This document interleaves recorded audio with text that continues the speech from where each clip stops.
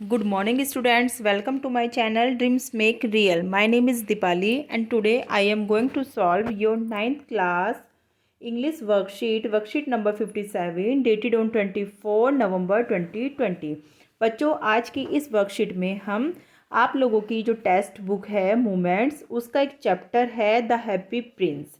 इस लेसन से एक पैसेज आया हुआ है। इस पैसेज को पढ़ेंगे समझेंगे और फिर जो हमें क्वेश्चन दिए हुए हैं उनको सॉल्व करेंगे। बच्चों आज की हमारी वर्कशीट थोड़ी लेंदी है, लेकिन अगर आप इंटरेस्ट बनाकर इस वर्कशीट को पढ़ोगे, इस वीडियो को देखोगे तो आपको मज़ा आएगा। देखो बच्चों, it is a story of A Prince who was called a happy prince, for he did not know of misery and sorrow of life। एक कहानी है प्रिंस की जिसको क्या कहा जाता है, हैप्पी प्रिंस कहा जाता है। क्योंकि उसने हैप्पी प्रिंस ने अपनी लाइफ में सैडनेस, माइजरी मतलब सैडनेस और दुख को नहीं देखा तब तक वो व्हेन ही वाज अलाइव, तब तक वो जिंदा था, वो अपने पैलेस में रहता था और दुख और माइजरीज और सफरिंग सैडनेस वगैरह उसको वह उन चीज़ों को नहीं जानता था। बट नाउ वह अब डेड हो गया, मर गया है, स्टैचू बन गया है, तो अब उसको पता चले हैं कि दुख क्या होते हैं, लोगों की तकलीफ़ें क्या होती हैं। He stayed protected and happy till he was alive. वही बात है बच्चों जो मैंने आपको बताई है कि वो प्रोटेक्ट और हैप्पी था जब तक वो जिंदा रहा। But now when he was set up as a statue at a higher place he could witness the misery and ugly truth of life. लेकिन अब वो मर गया है, एक स्टैचू बनाकर ऊपर टांग दिया गया है, ऊपर रख दिया गया है स्टैचू के फॉर्म में, और अब उसे मतलब जीवन के कड़वे जो सच होते हैं और माइजरी सैडनेस होती है उनको देखकर उसे बहुत दुख हो रहा है स्टैचू को। ही फेल्ट बैड, वो बहुत ही बुरा महसूस करता है and wanted to help people of his city, और वो लोग अपने शहर के उन लोगों की हेल्प करना चाहता है जिसको उसकी हेल्प की ज़रूरत है। He decided to help them with his gold leaves and precious sapphires and ruby. वो क्या निश्चित करता है कि वो उनकी हेल्प करेगा विद हिज गोल्ड, जो उसके पास गोल्ड है, प्रीसियस सफायर है और रूबी है। बच्चों I tell you that ruby is red in colour. Ruby उसके पास एक जो स्वार थी, तलवार थी, उसके मुट्ठे पे लगा हुआ रूबी स्टोन था, और सफ़ायर उसकी आँखों में लगे हुए 2 स्टोन थे। And sapphire is blue in colour, और सफ़ायर क्या होते हैं, ब्लू कलर के थे, जो उसकी आँखों में लगे हुए बहुत ही प्रीसियस स्टोन थे, बहुत ही महंगे थे रूबी और सफ़ायर, जिनकी हेल्प से वह नीडी लोगों की हेल्प करना चाहता था। A swallow was passing by going to Egypt to be with his friend. A swallow means a tiny bird, एक छोटा पक्षी उसके ऊपर से गुजर रहा था इजिप्ट जाने के लिए। क्योंकि जो उसके फ्रेंड्स थे वो उसको इजिप्ट चले गए थे 6 महीने पहले, और वो उनके पीछे पीछे इजिप्ट जा रहा था। But on the way it stopped for a while to take rest beneath the statue. लेकिन वह वहाँ पर रुक जाता है कुछ समय रेस्ट करने के लिए उस स्टैचू के नीचे। The prince requested it to stay for a night and be his messenger in saving the poor and the needy. जो प्रिंस होता है, राजा का स्टैचू होता है, वो उससे रिक्वेस्ट करता है स्वैलो से कि वो एक रात के लिए यहाँ पर रुके और उसका मैसेंजर, उसका दूत बन जाए, ताकि वह पुअर और नीडी लोगों का जीवन बचा सके, उनकी हेल्प कर सके। क्योंकि जो स्टैचू था, राजा का स्टैचू था, वह गरीब लोगों की हेल्प करना चाहता था। He told the swallow to give the seamstress the ruby out of the hilt of his sword। जैसे कि बच्चों मैंने आपको बताया है कि जो उसकी तलवार थी उसके मुट्ठे पे लगा हुआ रूबी था, वो उससे किसकी सहायता करना चाहता है, सीमस्ट्रेस, एक स्टिचिंग करने वाली लेडी होती है जिसके बराबर में उसका बीमार बच्चा लेटा हुआ होता है, जो बुखार से क्या कर रहा है, तड़प रहा होता है, लेकिन उसके पास उसको देने के लिए दवाई या कुछ खाने का सामान नहीं होता है, केवल पानी के अलावा। तो जो लिटिल प्रिंस था, हैप्पी प्रिंस था, वो उसकी हेल्प करना चाहता था।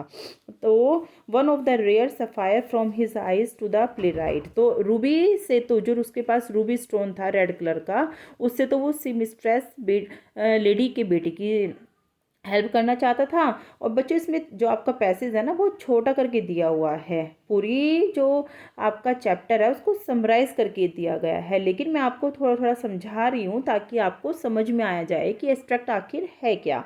One of the rare sapphire from his eyes to the play right. और एक, क्योंकि मैंने आपको स्टार्टिंग में ही बताया था कि उसके पास दो सफ़ायर थे, दो उसकी आंखों में दो नीले प्रीसियस स्टोन लगे हुए थे, तो अपनी आँख का एक स्टोन तो वो प्ले राइट को देना चाहता था।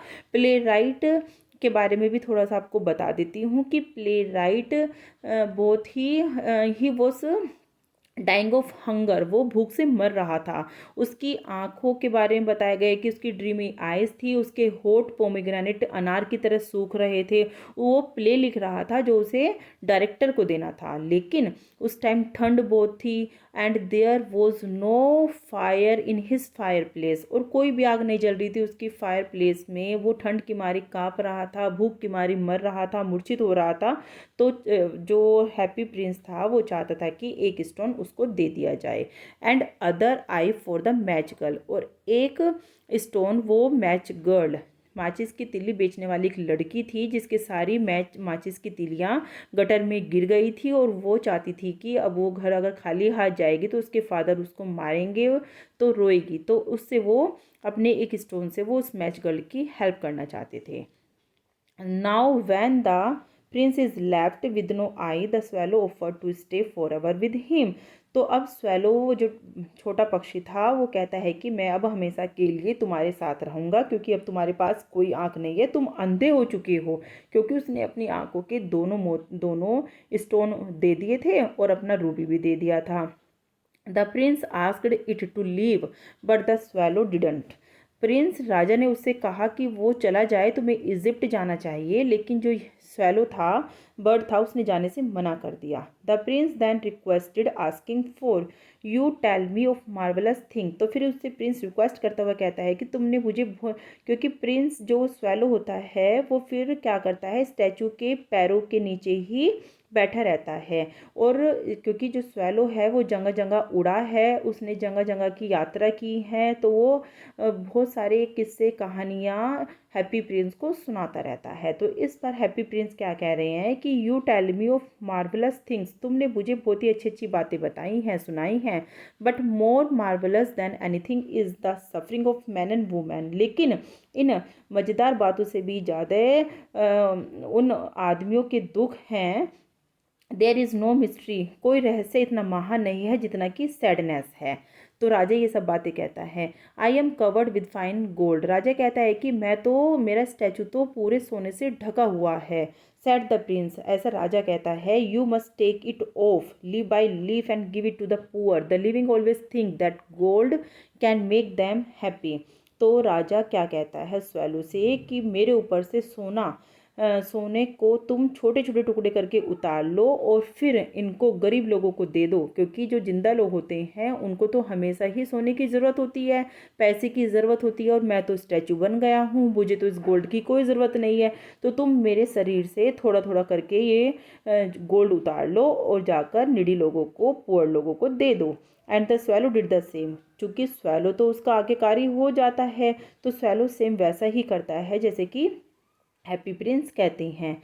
Very soon snow came followed by the frost and swallow died.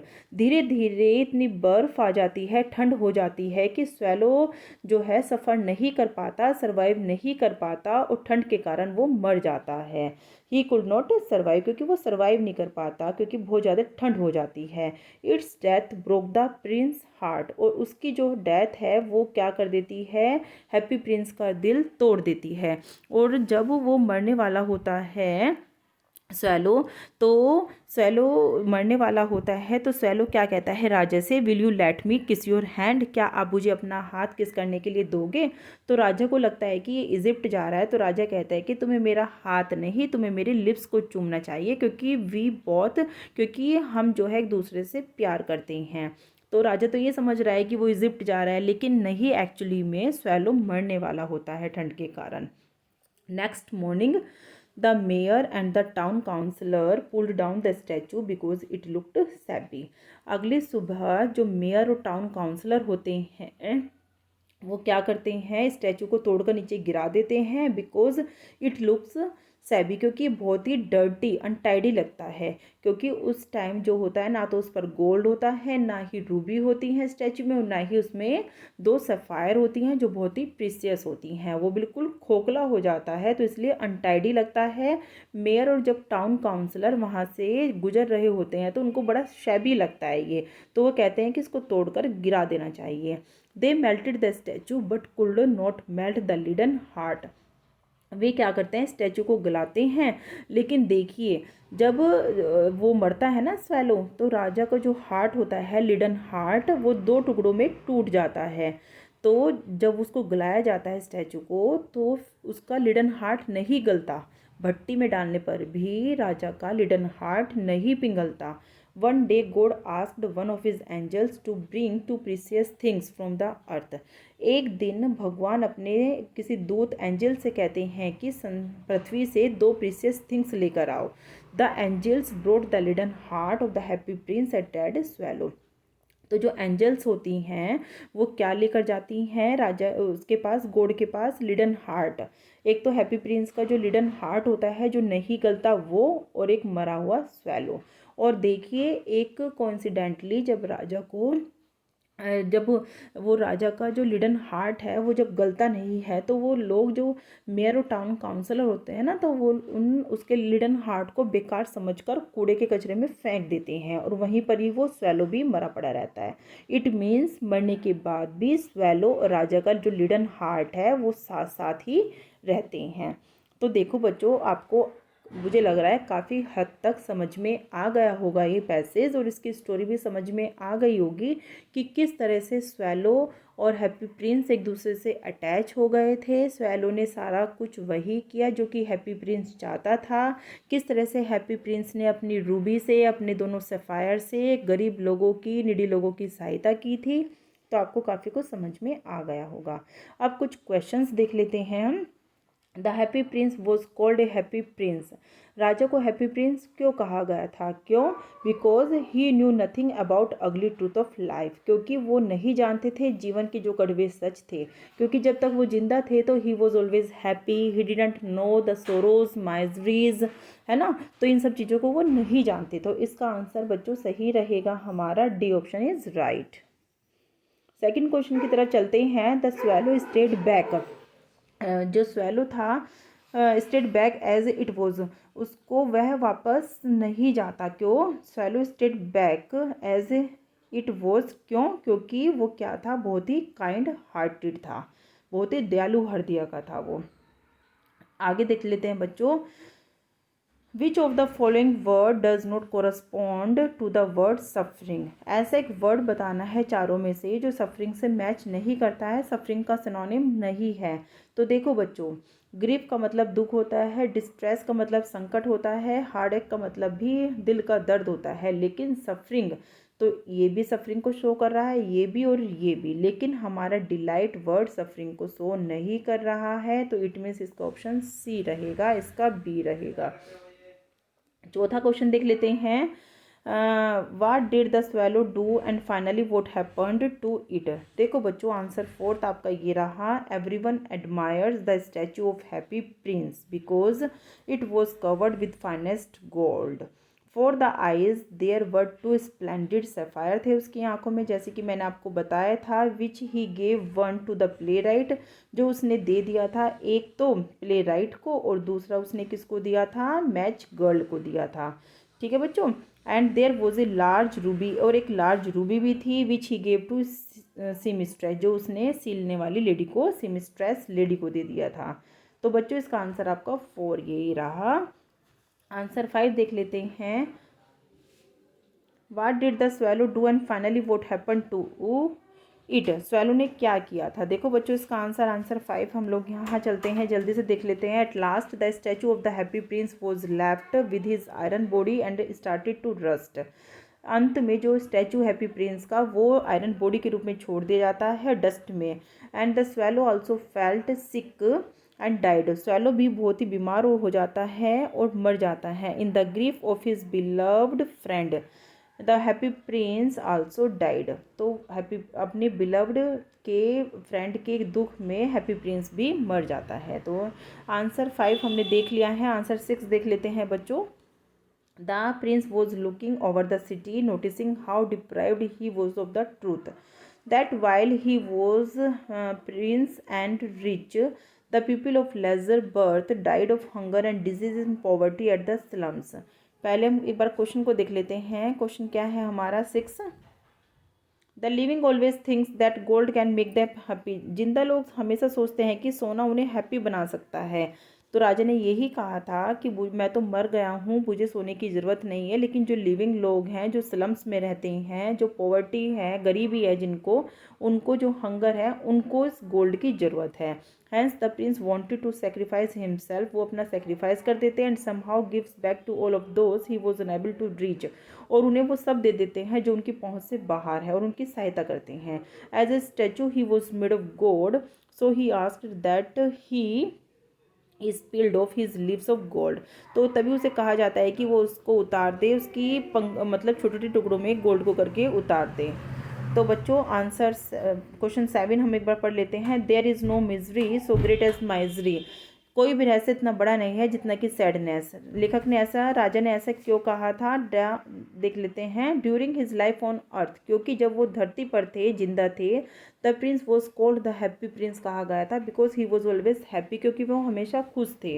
Accordingly the prince never knew unhappiness when he was alive, so he lived in splendour and ease. क्योंकि उन्होंने शानदार और ईजी जिंदगी जी थी। ही लिव्ड इन ए पैलेस, वो एक महल में रहते थे। Where sorrow was never allowed to enter, जहाँ पर दुख को बिल्कुल भी एंटर नहीं था, कि वो आगे नहीं दी जाती थी कि वो अंदर आए, मतलब दुख को आने की परमिशन नहीं थी वहाँ पर पैलेस में। A high wall separated his palace grounds from the outside world.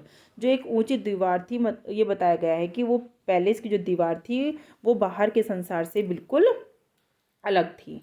Answer 8 देख लेते हैं बच्चों। देख लेते हैं। Why do you think the angels took the leaden heart of Happy Prince and the dead swallow to the god. भगवान के लिए जो एंजल्स थी वो लिडन हार्ट को, हैप्पी प्रिंस के लिडन हार्ट को और डेड स्वेलो को क्यों लेके गई थी एज ए प्रीसियस थिंग। क्यों? क्योंकि महत्ता थी ना उसकी भी अलग ही। देखो बच्चों, ये आपको काफ़ी लेंदी आंसर बैठेगा, क्योंकि 100 to 120 वर्ड्स में इसका आपको आंसर लिखना है। The most precious things that the angels pick up from the city are the dead swallow and the dead leaden heart of the happy prince. They picked these two because both the bird and the statue had gone beyond their selfish interest and lost their lives serving the poor and downtrodden। क्योंकि दोनों का ही जीवन जो था लोगों की service करने में, उन्होंने अपना लाइफ सेक्रीफाइस कर दिया था। The bird had cancelled his plan to migrate to warmer climes for the winter, staying back to help deliver valuable as directed by the statue to those who were in dire need. After the statue gave away his sapphire eyes and became blind, he did not have the heart to fly away from his friend. When at last his friend the swallow died, he was completely broken and his heart cracked into two. The angels valued their sacrifice and charitable acts and chose them at the as the most precious things। इस तरह के sacrificing काम से angel ने क्या notice किया कि ये दोनों ही प्रीसियस थिंग्स हैं ले जाने के लिए गॉड के पास, क्योंकि उन्होंने अपनी लाइफ को सेक्रीफाइस किया है और गरीब लोगों की उन्होंने नीडी लोगों की हेल्प की है। तो बच्चों, इस तरह से आपकी ये आज की वर्कशीट कंप्लीट होती है। आज की आपकी वर्कशीट थोड़ी लेंदी है, क्वेश्चन आंसर हैं, लेकिन आप लोगों को समझ में आ गए होंगे जिस हिसाब से मैंने आपको समझाया है बच्चों। तो आप इस वीडियो को देखकर अपना काम कंप्लीट करना और मेरे चैनल को सब्सक्राइब करना। अगर आप आगे चाहते हैं कि मैं आपके लिए टाइम से पहले ऐसे ही अच्छी अच्छी वीडियो बनाऊं, आप तक पहुंचाऊं, तो आप सबसे पहले मेरे चैनल को सब्सक्राइब करेंगे। Okay, thank you.